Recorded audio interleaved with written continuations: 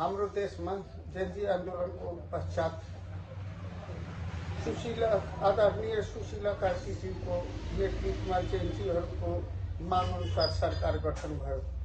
तर त्यो सरकारलाई जेन्जीहरूले उठाएको मागलाई सम्बोधन गर्नको लागि प्रधानमन्त्री बनाइएको थियो र नेपालमा चुनाव सम्पन्न गराउनको लागि बनाइएको थियो। तर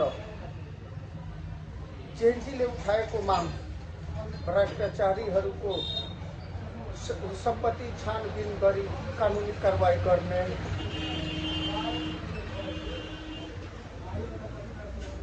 जेन्जी विद्यार्थी अबोध बालकहरूलाई हत्या गर्ने हत्यारा सरकार का प्रमुख प्रधानमन्त्री केपी ओली, गृह मन्त्री रमेश लेखक लगायत त्यो नरसंहारमा संलग्न जे जति व्यक्ति छन् त्यो सबैलाई कारबाही दायरामा ल्याई कानुनी कारबाही गर्ने प्रतिबद्धता थियो।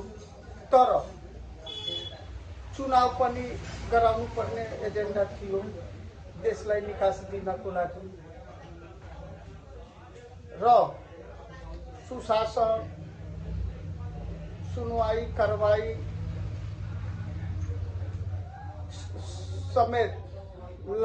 समेत विभिन्न मुद्दाहरूमाथि कारबाहीको प्रतिबद्धता थियो।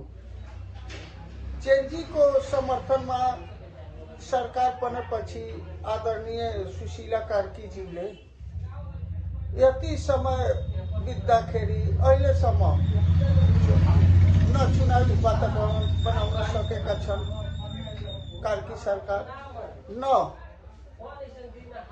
भ्रष्टाचारीहरूमाथि अंकुश लगाइएको छ, न भ्रष्टाचारीमाथि कारबाही भएछ। तस्करी, भ्रष्टाचार चरम सीमामा नागिसकेछ।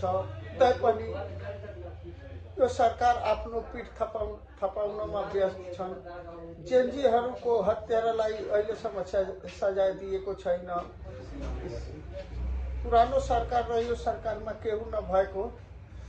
केही अन्तर नभएको हामी महसुस गरेका छौँ।